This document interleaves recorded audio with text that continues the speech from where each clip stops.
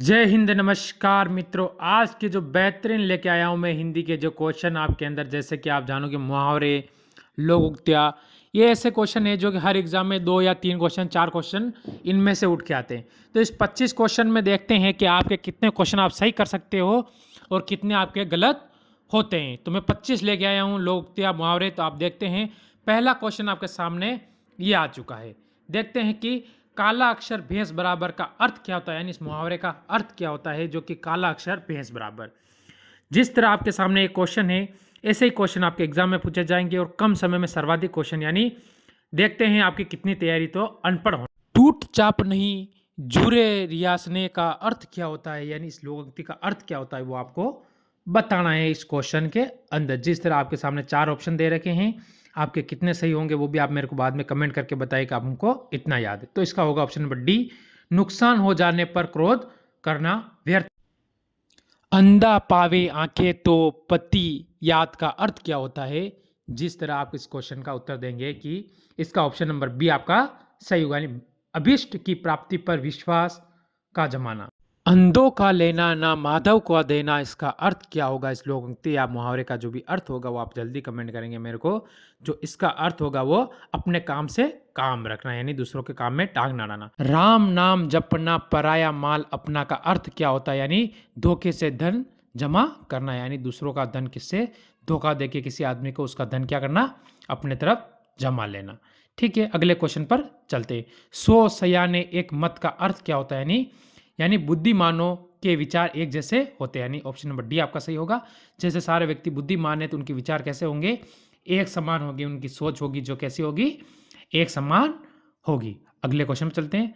तन पर नहीं लता पान खाए अब लता का अर्थ क्या होगा। जो तन पर लता नहीं और पान खाए अब लता, जो इस क्वेश्चन का अर्थ क्या होगा आप जल्दी कमेंट करें मेरे को, और कितने आपके सही हुए वो मेरे को बता दें। तो इसका अर्थ होगा झूठा दिखावा करना। ठीक है, गुरु गुड़ और चेला चीनी का अर्थ क्या होगा, यानी इसका अर्थ जो होगा कि गुरु से चेले का ज्ञान आगे बढ़ जाना, यानी उसे ज़्यादा प्राप्त हो जाना। किससे, गुरु से, किसको, चेले को ज़्यादा प्राप्त होना। अगले क्वेश्चन पर चलते हैं, बी आपका सही होगा। चोर की दाढ़ी में तिनका का अर्थ क्या होगा, यानी आपको पता होगा कि अपराधी सदा क्या रहता है, शक के घेरे में रहता है, यानी ऑप्शन नंबर सी आपका इसमें सही होगा कि अपराधी किस में रहता है, शक के घेरे में, कहीं मैं पकड़ा ना जाऊं। ठीक है ना। तो अब अगले क्वेश्चन की ओर बढ़ते हैं। जिससे पहले एक बार वीडियो को लाइक कर दे, शेयर कर दे और चैनल को सब्सक्राइब कर ले।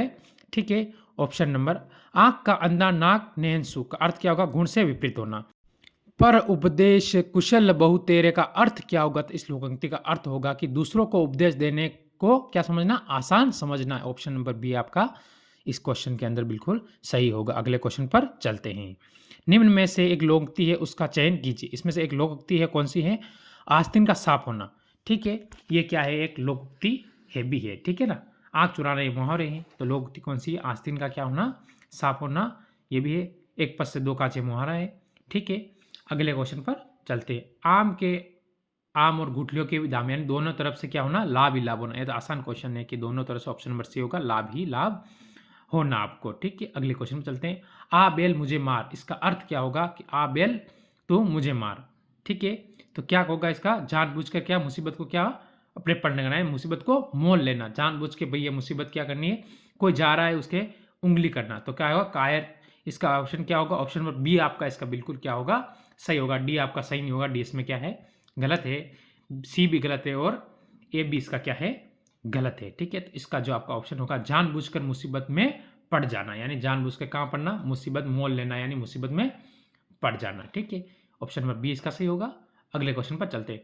हाथ कंगन को आरसी का क्या अर्थ होगा, यानी हाथ कंगन और आरसी का क्या अर्थ होगा। इस क्वेश्चन का अर्थ होगा, प्रत्यक्ष को क्या प्रमाण की जरूरत नहीं है, यानी अच्छे इंसान को कोई प्रमाण देने की जरूरत नहीं है। ठीक है, बाकी 16 नंबर क्वेश्चन, आप डूबे तो जग डूबा, इसका अर्थ होगा कि बुरा आदमी सबको क्या सिखाता है, बुरा ही सिखाता है। ऑप्शन नंबर ए इस क्वेश्चन का आपका बिल्कुल क्या होगा, सही उत्तर आपका इस क्वेश्चन का ये होगा। तेल देखो तेल की धार देखो का अर्थ क्या होगा, तेल देखो तेल की धार देखो का अर्थ क्या होगा, इस क्वेश्चन का होगा रूप पहचानना, रुख पहचानना, यानी किसी आदमी का रुख किस तरह का आदमी है। अंध जल गगरी छलक जाए, इसका अर्थ होता है कि अल्प ज्ञान द्वारा प्रदर्शित करना, यानी आपको ज्ञान तो कम होना, प्रश्न ज्यादा करना। अंधे के हाथ बटेर लगना, इसका अर्थ क्या होगा? अंधे के हाथ क्या लग गया? बटेर लग गया। इसका अर्थ क्या होगा? आप जल्दी कमेंट करें। इसका अर्थ होगा, यह क्वेश्चन आपका SW है, ये आप मेरे को जरूर बताएं, ठीक है। इसका अपात्र होना, आंख का पानी ढल जाना, यानी क्या होना? आंख का पानी ढल जाना, निर्लज हो जाना, यानी ऑप्शन नंबर सी होगा, निर्लज हो जाना, यानी आंख का पानी आपका ढल चुका है। 21 नंबर, तलवार की धार पर चलना है, यानी ये क्या होना है? तलवार की धार में कठिन कार्य करना, कि तलवार की धार पे कोई चल सकता है क्या? ऑप्शन होता है तलवार की नोक पर चलना, या कठिन कार्य करना, ठीक है। ये भी धार पे चलना या नोक पे चलना होता है, होता है कठिन कार्य करना, ऑप्शन डी होगा। तीन लोक से मथुरा नारी, इसका अर्थ होता है कि सबसे निराला, यानी सबसे अलग होना, यानी ऑप्शन नंबर बी इसका आपका सही होगा। कट जाना, मुहावरे का अर्थ क्या होता है? कट जाना यानी कट मारना, यानी आंखें चुराना, किसी से भाग कर निकला, नीचे बिंदी चुराना, ठीक है।